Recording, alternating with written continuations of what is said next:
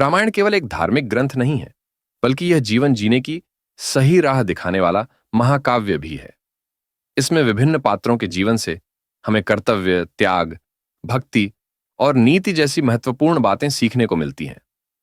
श्री राम हमें कर्तव्य निष्ठा, धैर्य और न्यायप्रियता का संदेश देते हैं, जबकि माता सीता त्याग, सहनशीलता और आत्मसम्मान का उदाहरण प्रस्तुत करती हैं। हनुमान जी से हम निस्वार्थ सेवा, भक्ति और समर्पण की सीख प्राप्त कर सकते हैं। वहीं लक्ष्मण और भरत का चरित्र निष्ठा, प्रेम और त्याग को दर्शाता है। दूसरी ओर रावण के जीवन से हमें यह शिक्षा मिलती है कि अहंकार और अधर्म व्यक्ति के विनाश का कारण बनते हैं। इन सभी पात्रों के जीवन से हमें अपने निजी और सामाजिक जीवन में सद्गुणों को अपनाने की प्रेरणा मिलती है। रामायण के प्रसंग हमें यह भी सिखाते हैं कि जीवन में चाहे कितनी ही कठिनाइयां आएं, सच्चाई और धर्म के मार्ग पर चलने से अंततः विजय प्राप्त होती है। जब श्रीराम को 14 वर्षों के वनवास का आदेश मिला, तब उन्होंने बिना किसी शिकायत के इसे स्वीकार किया, जो हमें सिखाता है कि परिस्थितियां चाहे जैसी भी हों, हमें अपने कर्तव्यों का पालन करना चाहिए। माता सीता ने लंका में रहकर संयम और धैर्य का परिचय दिया, जिससे हमें यह प्रेरणा मिलती है कि जीवन में कठिन समय आने पर भी हमें अपने मूल्यों और आदर्शों से समझौता नहीं करना चाहिए। इसी तरह हनुमान जी की निस्वार्थ सेवा यह सिखाती है कि समर्पण और भक्ति से असंभव कार्य भी संभव हो सकते हैं। समाज में सद्भाव और नैतिकता बनाए रखने के लिए रामायण की शिक्षाएं अत्यंत उपयोगी हैं। यह हमें परिवार, समाज और राष्ट्र के प्रति अपने कर्तव्यों को निभाने की प्रेरणा देती है। भरत का त्याग, लक्ष्मण की निष्ठा, विभीषण की सत्यनिष्ठा और रावण के पतन की कहानी हमें यह समझाने के लिए पर्याप्त हैं कि सही और गलत के बीच अंतर करना कितना महत्वपूर्ण है। यदि हम रामायण के आदर्शों को अपने जीवन में अपनाएं, तो न केवल हम एक अच्छे इंसान बन सकते हैं, बल्कि समाज में भी सकारात्मक बदलाव ला सकते हैं। देख, भगवान श्री राम धर्म, आदर्श और मर्यादा का पालन। श्री राम को मर्यादा पुरुषोत्तम कहा जाता है, क्योंकि उन्होंने जीवन भर धर्म, सत्य और आदर्शों का पालन किया। उन्होंने अपने माता पिता की आज्ञा को सर्वोपरि माना और राज्य, परिवार तथा समाज के प्रति अपने कर्तव्यों का पूरी निष्ठा से निर्वहन किया। उनके जीवन का प्रत्येक निर्णय हमें यह सिखाता है कि व्यक्ति को अपने सिद्धांतों पर अडिग रहना चाहिए और कभी भी अधर्म का समर्थन नहीं करना चाहिए। उनके चरित्र से हमें अनुशासन, समर्पण और ईमानदारी का पाठ मिलता है, जो किसी भी व्यक्ति को एक आदर्श जीवन जीने में सहायता कर सकता है। जब माता कैकेयी ने राजा दशरथ से श्री राम को 14 वर्षों के लिए वनवास भेजने की मांग की, तब उन्होंने बिना किसी क्रोध या द्वेष के इसे स्वीकार कर लिया। उन्होंने अपनी माता कौशल्या को समझाया कि पिता का वचन पुत्र के लिए सर्वोपरि होता है और उसका पालन करना पुत्र का परम कर्तव्य है। इस निर्णय से श्री राम ने यह सिद्ध कर दिया कि व्यक्ति को हर परिस्थिति में अपने कर्तव्यों और सिद्धांतों के प्रति ईमानदार रहना चाहिए। चाहे जीवन में कितनी भी कठिनाइयां आएं, हमें अपने धर्म और मूल्यों के साथ समझौता नहीं करना चाहिए। यह घटना हमें त्याग, समर्पण और कर्तव्य परायणता की महत्ता को दर्शाती है। एक आम व्यक्ति भगवान श्री राम के जीवन से कई महत्वपूर्ण बातें सीख सकता है।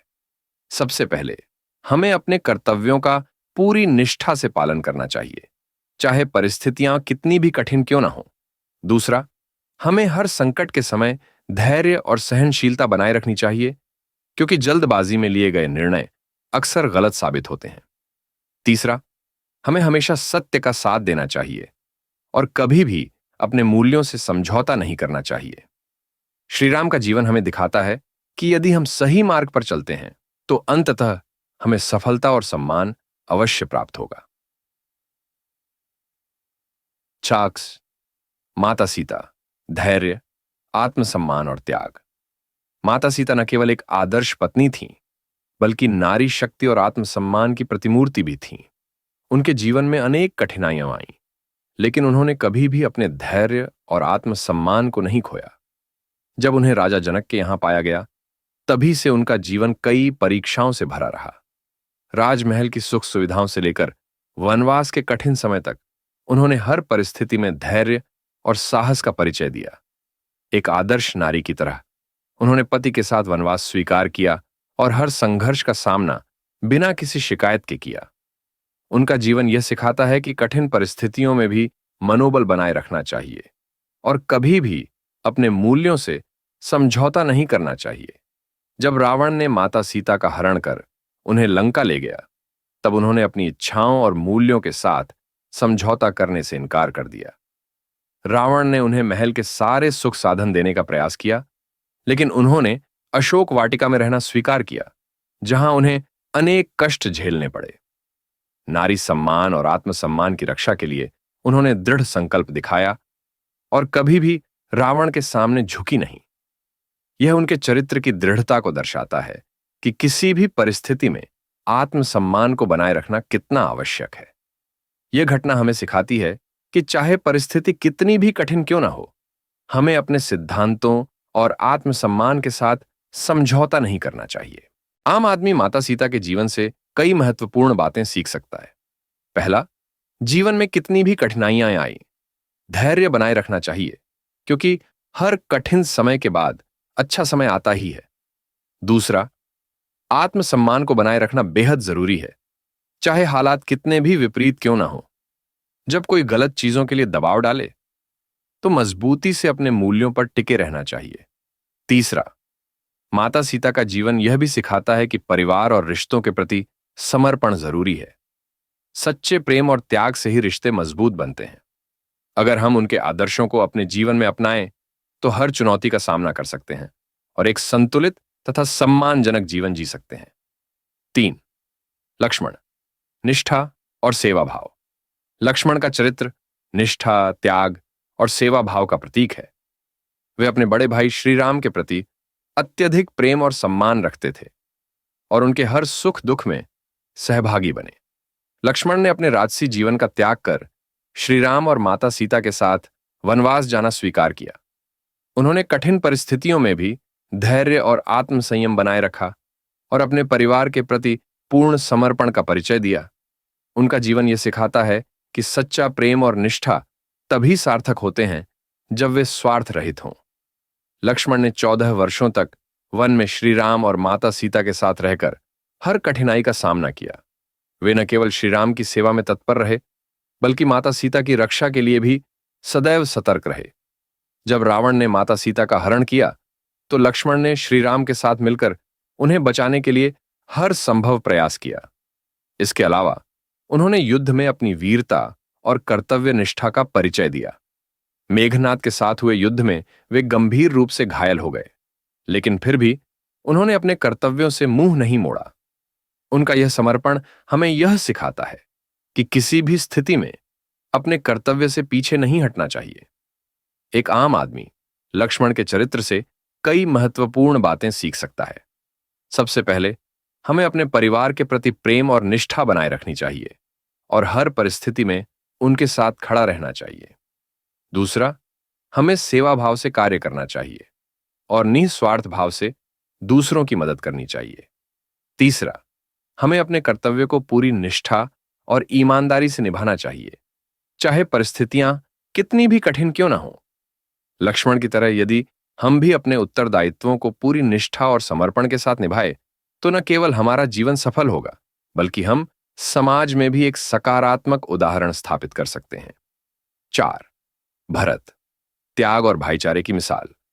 भरत का जीवन त्याग, निस्वार्थ प्रेम और आदर्श नेतृत्व का प्रतीक है। जब श्री राम को 14 वर्षों के लिए वनवास भेजा गया, तब भरत को अयोध्या का राजा बनने का अवसर मिला, लेकिन उन्होंने न केवल इस गद्दी को अस्वीकार कर दिया, बल्कि अपने बड़े भाई श्री राम के प्रति अटूट प्रेम और निष्ठा का परिचय दिया। सिद्ध कर दिया कि सच्चा भाई वही होता है जो अपने स्वार्थ से ऊपर उठकर अपने परिवार और रिश्तों की अहमियत को समझे। उनका समर्पण और निस्वार्थ प्रेम हर व्यक्ति के लिए एक प्रेरणा है। जब श्री राम वनवास गए, तब भरत ने उन्हें वापस लाने का प्रयास किया, लेकिन श्री राम ने अपने पिता की आज्ञा का पालन करने के लिए लौटने से मना कर दिया। इस पर भरत ने अपने भाई के प्रति सम्मान प्रकट करते हुए उनकी चरण पादुका को अयोध्या के सिंहासन पर रख दिया और स्वयं एक सन्यासी की भांति नंदीग्राम में रहने लगे। उन्होंने न केवल एक राजा के रूप में अपने कर्तव्यों का पालन किया, बल्कि अपने संपूर्ण जीवन को श्री राम की सेवा में समर्पित कर दिया। उनका यह त्याग और सेवा भाव दिखाता है कि सच्चा नेतृत्व केवल अधिकार प्राप्त करने में नहीं, बल्कि दूसरों की भलाई के लिए काम करने में है। भरत के जीवन से आम आदमी कई महत्वपूर्ण सीख ले सकता है। सबसे पहले हमें त्याग का गुण अपनाना चाहिए और केवल अपने स्वार्थ के बारे में न सोचकर दूसरों के हित के लिए भी कार्य करना चाहिए।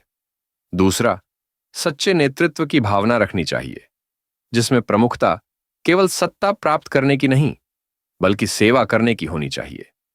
तीसरा, परिवार के प्रति समर्पित रहना चाहिए और भाईचारे एवं आपसी प्रेम को बनाए रखना चाहिए।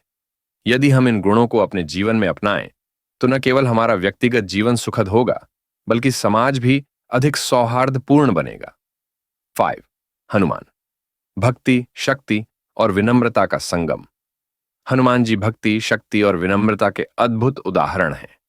वे भगवान श्री राम के परम भक्त हैं और अपने अद्वितीय बल, बुद्धि और समर्पण से असंभव कार्यों को भी सहजता से पूरा करते हैं। उनका जीवन दर्शाता है कि सच्ची भक्ति केवल पूजा तक सीमित नहीं होती, बल्कि अपने आराध्य के प्रति पूर्ण समर्पण और निस्वार्थ सेवा में निहित होती है। हनुमान जी ने हर परिस्थिति में धर्म का पालन किया और अपने बल का उपयोग केवल अच्छाई और न्याय के लिए किया। उनके चरित्र से हमें यह शिक्षा मिलती है कि जब तक मन में अटूट श्रद्धा और संकल्प होता है, तब तक कोई भी चुनौती बड़ी नहीं होती। जब माता सीता का पता लगाने की आवश्यकता पड़ी, तब हनुमान जी ने बिना किसी संकोच के लंका जाने का निर्णय लिया। उन्होंने समुद्र लांघकर लंका में प्रवेश किया और अत्यंत बुद्धिमानी से सीता माता को खोजा। अपनी असीम शक्ति के बावजूद वे सदैव विनम्र और अपने कर्तव्य के प्रति निष्ठावान रहे। लंका दहन के समय भी उन्होंने शक्ति का प्रयोग केवल आवश्यकता अनुसार किया और अहंकार से कोसों दूर रहे। हनुमान जी का यह व्यवहार दर्शाता है कि सच्चा बल वही होता है जो सही उद्देश्य के लिए उपयोग किया जाए और जिसमें अहंकार का लेश मात्र भी ना हो।